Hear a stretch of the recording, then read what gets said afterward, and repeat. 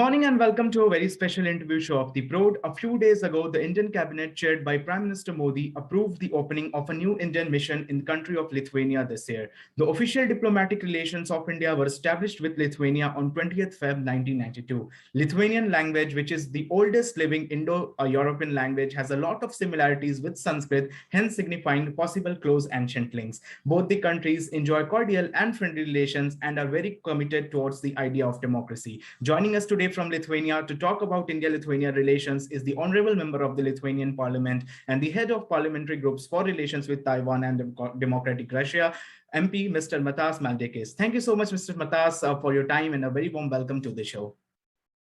Hello, everybody. So, sir, I would like to begin the discussion by asking that, first of all, what are your thoughts on the Indian government's decision to open a mission in Lithuania, and how do you see this? It's strange that we still haven't had one. You know, that the one ambassador representing in Lithuania and the one that would be sitting in India. It's pretty strange from both sides, because we can offer one another countries a lot, and it's strange that we haven't had our relationship in that level that that it's supposed to be. So I think that now we just getting to the realities of where our relationship have to be and seeing the prospects that we should cooperate more, much more. So coming to the bilateral relations, could you please take us through the history of India-Lithuania relations and the cultural ties between both the countries? Mm-hmm. Well, we have a lot of similarities, as you mentioned. It's about the language from a historical point of view, and one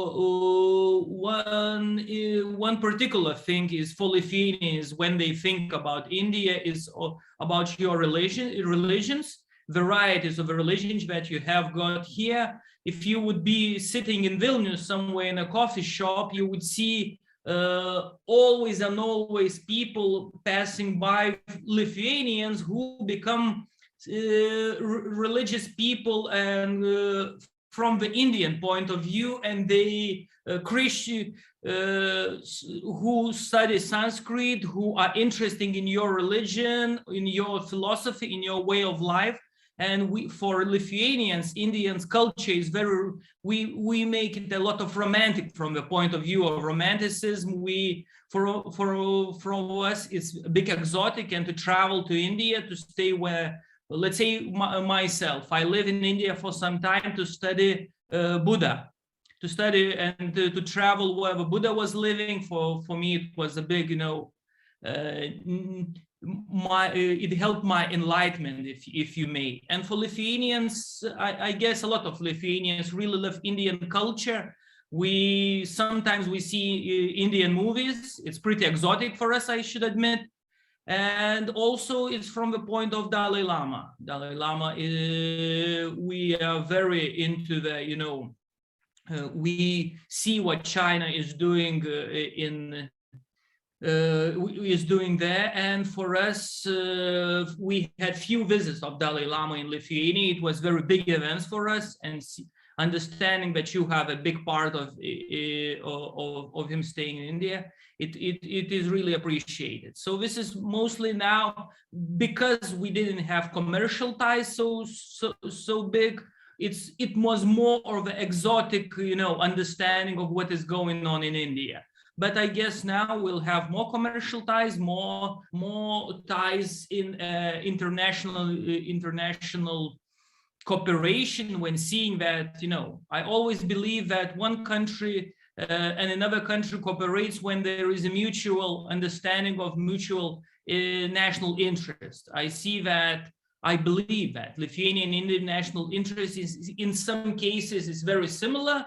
We are democratic countries, and we're seeing what the world is going to, that there is a threat of China, and we see that very concrete, and understanding that you guys are always also dealing with China and what you have to go through in the border, and also China's relationship with Pakistan and everything, how they're creating one road, one belt initiative that is also going that initiative is also not only about Central Asia, it's also about you guys. So this is the fields we can cooperate in broader perspective in our international communities and international organizations. We have to do that. So you talked about that you stayed in India to study Buddhism. So did you got an opportunity to visit Bodh Gaya?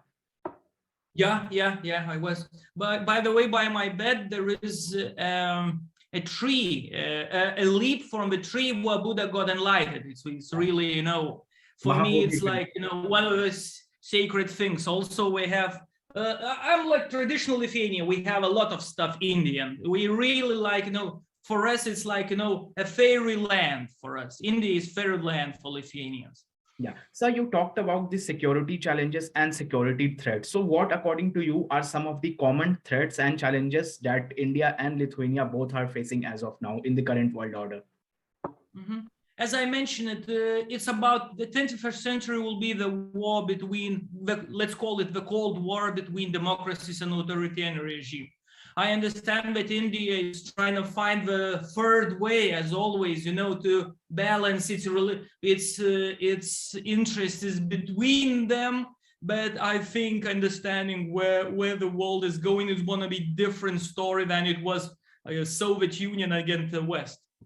Now we have authoritarian regimes, that is China, Russia, Iran, North Korea, and etc., and they feel existential threat.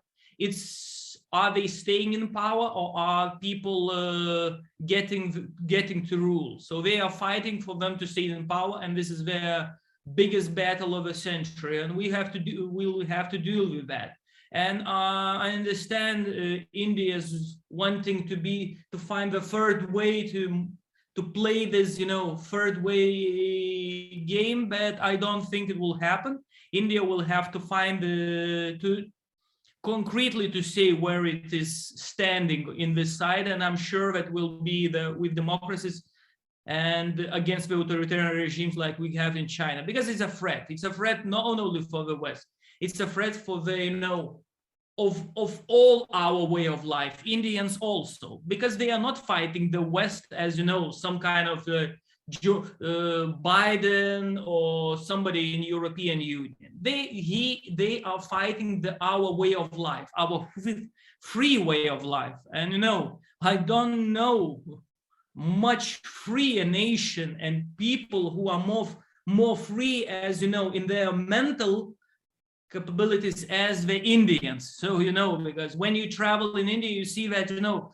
those guys can't be controlled. They are free from their understanding of the world. So it's you can't live in authoritarian regime, and this is why I guess, and I would really hope that India will play a big part in that too. Yeah. So how can India and Lithuania work towards in order to strengthen the democracy around the globe? It's first of all, it's about international institutions. It's about understanding that when we see the voting in United Nations, in other institutions, when we cooperate, let's say Lithuania can offer India a lot. When you think about that, we are pretty influential in the European Union. We can play the game of, you know, helping India in European Union for their voice to be heard. What we are doing now is we vaccinated European Union countries against China, because as you know, China is fighting us now because we decided that we want to have economical ties with Taiwan, and they don't like it. But we didn't break any rules, any one-China policy, etc. But they are doing that against us, and and that opens the eyes of European Union to see what China is all about, what the real threat there is. And the change in European Union against China is changing very rapidly, believe me. And in this sense, India has a place. India has a place to find in relationship with the European Union. I know you had a lot of visits in India from European Union main actors, let's call it, because they all understand that closing our ties with China, India might be the one that might be the window opportunity for India in European Union. And we as Lithuanians, seeing this romantic India and understanding the threat of China, can really help you in European Union for different formats for Europeans to be open to Indians business and to Indians people and etc. Yeah. Now, sir, coming to the economic cooperation. So, how do you see the trade relations and bilateral trade partnerships between Lithuania and India going, and and what is the way forward for both the countries in order to increase the trade relations? Now now we have too little understanding how much people there is in India and how much opportunities and possibilities there is in India, and also understanding that Lithuania might be a window to European Union, because China tried us to use Lithuania. Why China is pissed off on us? It's very simple, because they saw us an opportunity. They saw Klaipėda port as a possibility to go to European Union market, and we said no to Chinese. We don't want. We will not sell you our port. But understanding that the possibilities market of India, how it is growing, you will be the biggest one. I'm pretty sure that you will be one of the biggest population in the world in the very near future. And also seeing the possibilities of European Union market, we should cooperate much more, because now the numbers is like, we have to change that. And I really hope that opening of embassy and this new world that we are living is going to facilitate that, and we're going to see that. Yeah. So before starting the interview, we were talking about the global warming and climate change. So how can India and Lithuania work in order to, improve the situation of global warming and work in order to counter the climate change that is happening so fast in the world? Mm-hmm. Again, global warming is an interesting topic, because when you think about it, all the nations, we can fight against each other, we have conflict and everything, but all the nations now is in a position of understanding the threat of global warming. And the global warming is one topic that all nations want to cooperate. And the ones that doesn't want to cooperate now becomes the bad boys. You are a bad boy if you don't want to cooperate and you don't understand the threat that global warming and those topics happens. So I'm really sure that in the capacity of our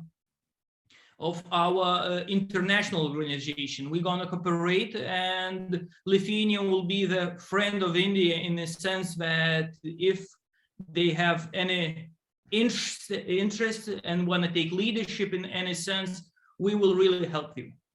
Yeah. So now coming to the green energy, we know that how important is the transition to green energy in order to counter the climate change. So how can India and Lithuania work towards in order to improve the flow of green energy around the globe? It's very complex question when you think about how much change is going to happen with a green economy. We are part of the European Union, and of course, this going to the green economy happens in the format of European Union. It's a lot of billions. It's a new way of understanding business. It's a new way of life, and it's absolutely new environment we're going to live in economical sense. So seeing that and seeing the opportunities is like, we will have to find fields to cooperate, because I'm sure that Indians now is very famous for their informatics, for their programming, and you are becoming legends there in the whole world. So I guess India can offer the world something in this field too, to how to do the new economy, how to offer something to European Union that would really help European Union, because we have money, but we need ideas and the way to change that. And we seeing that there will be no gas, no no need for gas, no need for oil in a 10-year period. We have a solar energy, as we hope so. We will have to find the niches, all the countries, European Union, India, to cooperate in this field, but this is going to be very concrete niches we'll have to find our cooperation with. Yeah, so you talked about technology. Now coming to the science and technology. So how the cooperations between both the countries been in the field of science and technology and research and development? Very little. We as Lithuanians can offer you a lot of in the fields of technology when we talk about lasers, when we talk about programming, and you can also offer a lot from the programming point of view and everything. But from this day, we still have very little cooperation.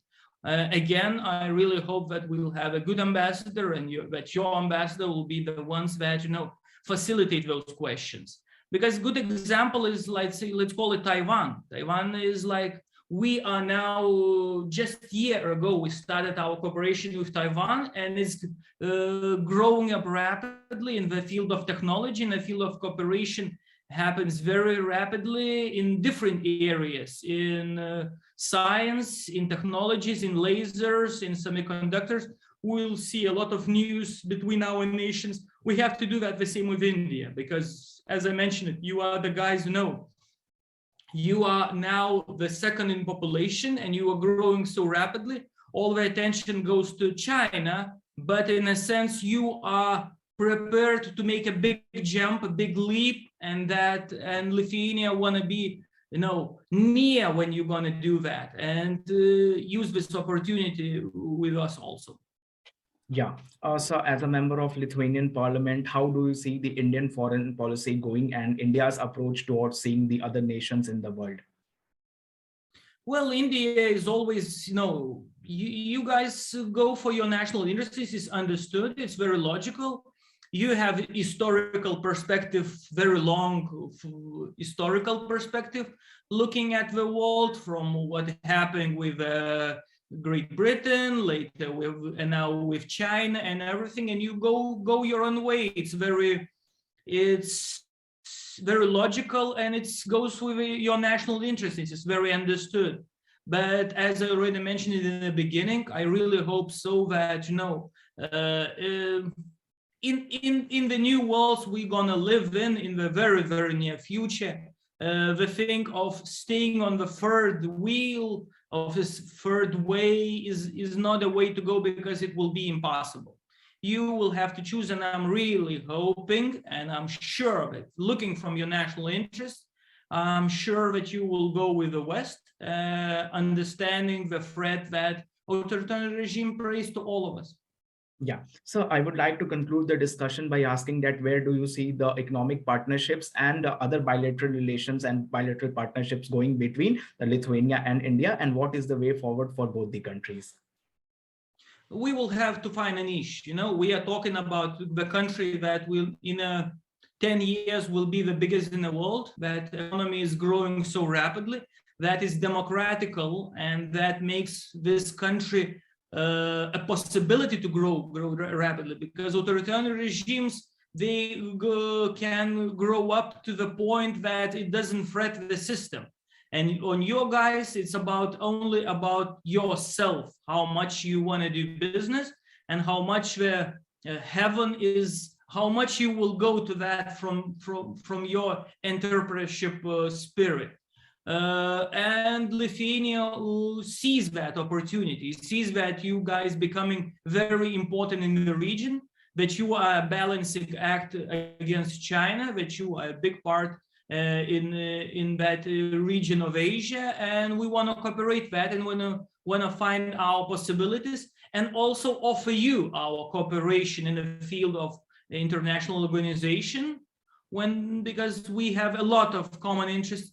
And also in the field of our European Union market, that is big, and Lithuania might be a good window for you. That's it. Yeah, thank you so much, sir, for your time. Really hope that India and Lithuania will increase the bilateral partnerships and cooperations going forward. Thank you so much for taking out the time. It was a pleasure hosting you. Thank you so much for joining. Thank you. Thank you.